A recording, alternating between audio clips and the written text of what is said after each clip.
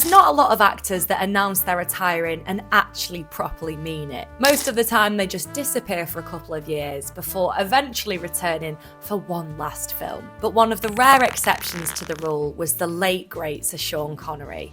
After setting in motion one of the greatest spy franchises of all time, and then gathering even more acclaim with Indiana Jones and the Last Crusade, Sean Connery decided he truly had enough of show business in 2006. The straw that broke the Scotsman's back was 2003's The League of Extraordinary Gentlemen, which was sort of akin to the Avengers, but teaming up literary characters across genres instead of superheroes. Connery played Alan Quatermain, the hero of H. Rider Haggard's seminal adventure story King Solomon's Mines, and was joined by Jason Fleming as Mr. Hyde/Dr. Jekyll, Peter Wilson as Dracula's prey Mina Harker, and the Devil's portrait, Dorian Gray, was played by Stuart Townsend in his battle against Richard Roxburgh's Professor Moriarty.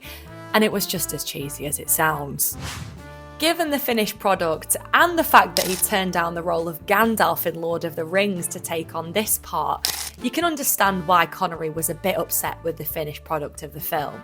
And he had another major gripe against it in the form of its director, Stephen Norrington. "It was a nightmare," Connery said. "The director should never have been given $185 million. On the first day, I realised he was insane. The only one he was scared of was me. He said, 'Do you want to hit me?' I said, 'Don't tempt me.' The experience had a great influence on me. It made me think about showbiz. And I have had other problems. People who raise money on me, then cut me out of it. I get fed up of dealing with idiots." Connery and Norrington clashed so badly that Norrington didn't even attend the opening party for the film. And when asked where the director was, leading man Connery apparently said, "Check the local asylum."